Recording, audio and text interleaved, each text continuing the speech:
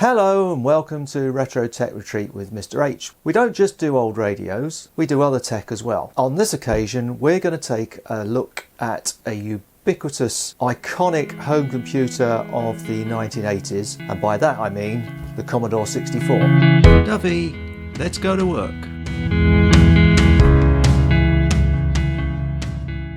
Well, here it is.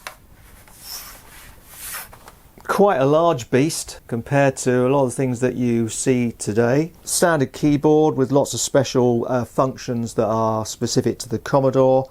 Function keys down here. So more or less a generic keyboard layout. So stick with us. Let's delve into the Commodore 64. Before we take it apart and clean it, just need to check that it works. So this is a quick, simple functional check. Switch on and see what happens. This is through the TV monitor output. And we can see that we've got a good display, albeit a bit fuzzy, which is fairly common for those types of interface. And the keyboard, for a very simple check, seems to be working okay. So that's fine. The Commodore 64 has the luxury of a video output. For that we need a DIN plug to SCART plug. So we plug the DIN plug end of the cable into the video out, the SCART plug in the back of the monitor, switch on, and instantly we can see the display is a lot clearer. Quick check, similar as we did before with TV output, and we can see it's much more legible, easier on the eye. So we'll continue to use the video out for any other tests that we conduct with the Commodore 64. Right, so we're going to take the cover off first and see what we can find inside. Turning it over, we've got three Phillips type screws here. There's a catch there and a catch there. Just lift it up enough, like so. Whoa, that's pretty grubby in there. So we've got the power indicator. Just disconnect that so we can now get that out of the way. You can see how filthy that is. I mean, there's a great ball of fluff there. That's disgusting. The next step is going to be to remove the keyboard. Just take these out. So that slackens off the keyboard. Leaving that connector apart. Right, that's it. That's the keyboard removed. What I'm planning on doing is getting everything out of the plastic cases so we give those a good clean. Obviously clearing all this other mess up as well. That's held there. That's held here. Dread to think what most of this dust is comprised of. Probably something pretty revolting. And there we have the main board, which is also absolutely smothered in dust and rubbish. We can just carefully lift the main board out. Try to be careful not to touch anything that might be susceptible to static. And there's the bottom shield there. So we've got the top shield, bottom shield, and the circuit board out. All looking pretty disgusting. A lot of the PCB circuit connectors are absolutely disgusting. So we'll give those a clean up, get rid of all this dust and dirt and everything, and then we'll see what we find once we've done that.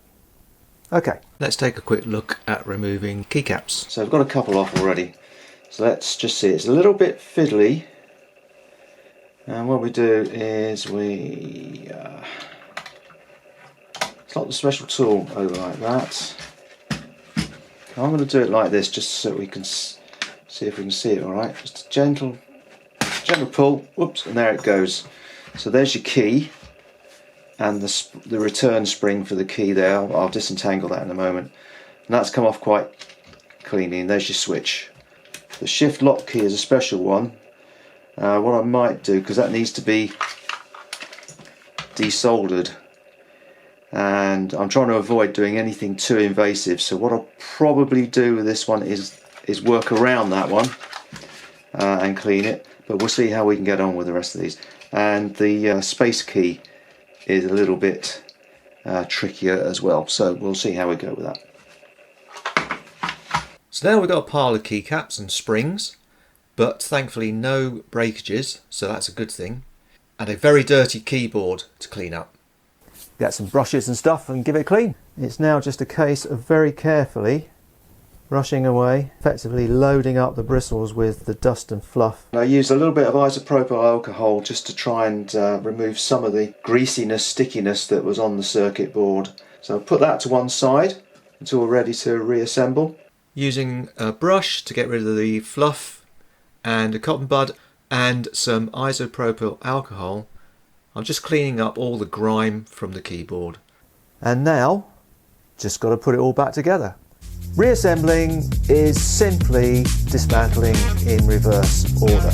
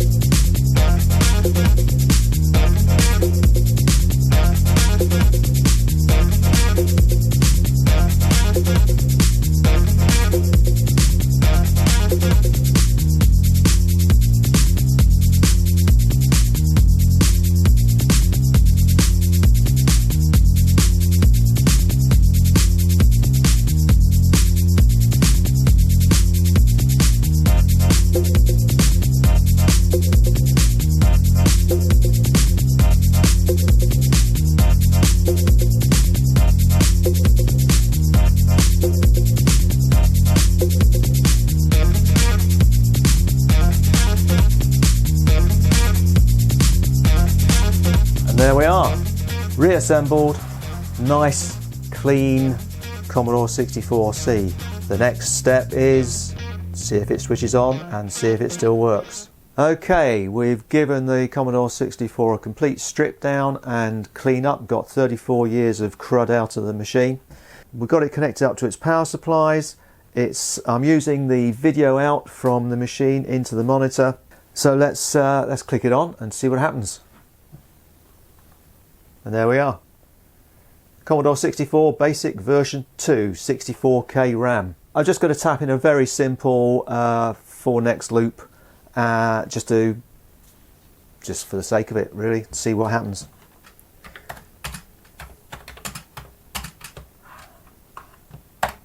So a simple 4-next loop to print good old Hello World. So let's do run. There you go. All I'm trying to do is just make sure that not inadvertently messed anything up by having it apart. So it seems to be quite happy. There's no heat being generated or anything. I don't think it generates a huge amount of heat.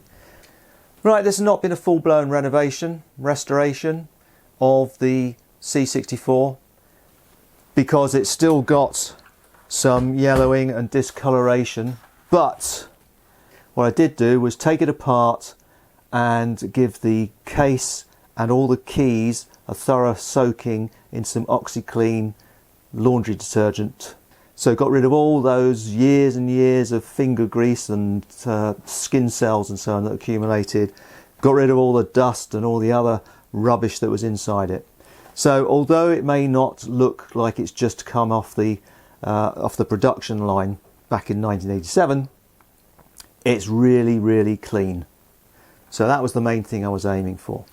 And I did say earlier that I'd say a quick couple of words about a process that you can do. If you really want to take an old computer like this, get rid of all that discoloration from years of the exposure of the ABS plastic to sunlight, there is a process called retrobrite.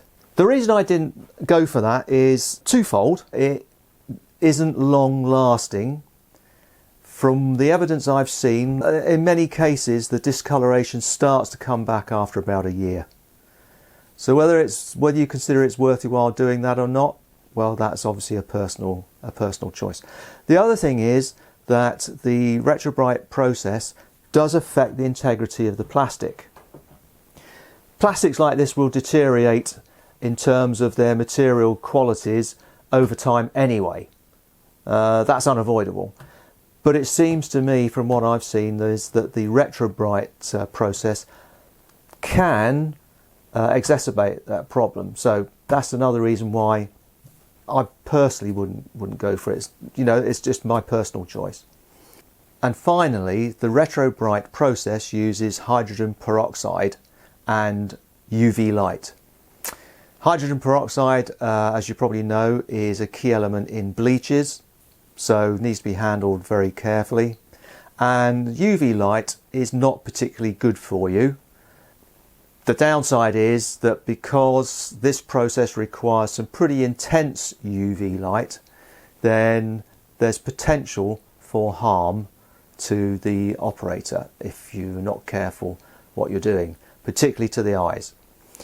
So I chose not to use the retrobrite process, and I'll continue to do so. Personal choice.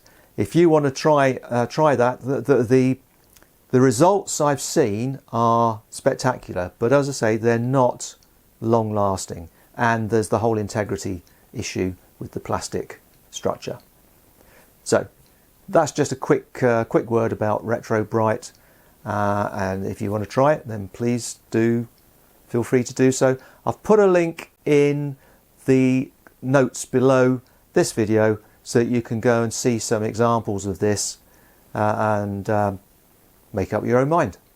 So that's it for part 1 of the Commodore 64C episode. If you enjoyed it, please do like and subscribe. Do join us again next time when we're going to look in more detail at how the Commodore 64 works, a little bit more about the history of it, and we'll run some software. And we look forward to seeing you again. Bye for now.